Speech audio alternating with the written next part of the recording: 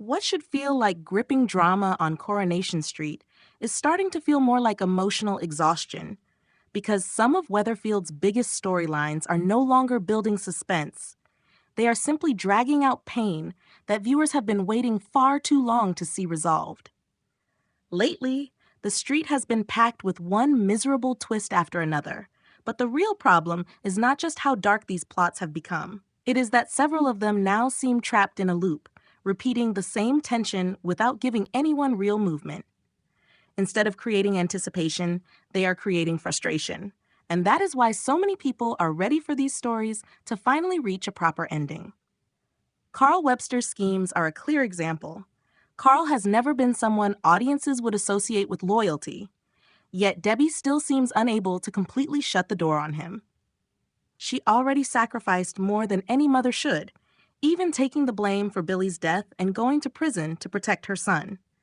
After all of that, watching Carl continue to exploit her for money makes the whole situation even more painful. What makes it worse is Debbie's emotional state. She is vulnerable, worn down, and clearly still tied to him through guilt and family instinct. That leaves her open to manipulation, and Carl knows it. At this stage, he no longer feels like someone making selfish mistakes. He feels like someone deliberately taking advantage of a woman who has already lost too much. That is why this storyline now feels less like suspense and more like a slow collapse. And it is hard to imagine it ending satisfyingly unless Carl is finally forced to face the consequences. The Megan and Will affair is another plot that has been stretched to the point of irritation. Ever since Sam exposed their secret, the truth has been hanging over Weatherfield like a storm that refuses to break. The Driscolls are convinced they know exactly what happened and want Megan held responsible. But the problem is that nothing has properly moved. Will keeps denying it, insisting Sam was wrong, and without clear evidence, the police have been unable to step in. That has left Megan in a position where she can keep going as if nothing has happened, while everyone else is stuck waiting. Maggie, Eva, and Ben all pushing Will to confess only makes it more obvious that the show is circling the same emotional beat again and again. The tension here no longer comes from mystery, because the audience already understands where this is heading. The only real question is how long the street intends to delay the inevitable. It feels like a confession or a breakthrough has to come soon, because the longer this drags on, the more hollow the conflict becomes.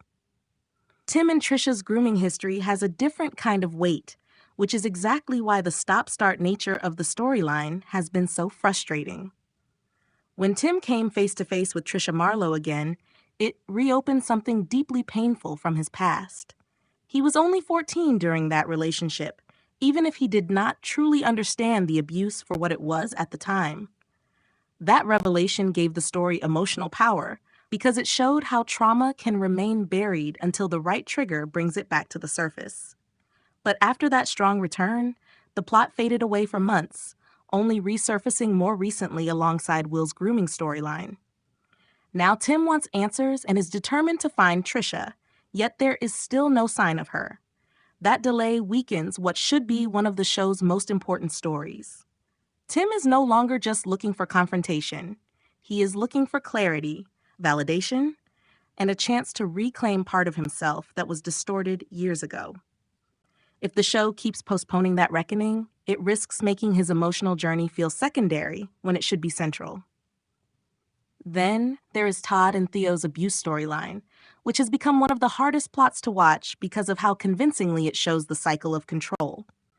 Every time it looks like Todd might finally break away, Theo finds a way to pull him back in. That repeated pattern has made the story believable, but also draining, because viewers are watching someone suffer while hoping for an escape that never fully arrives.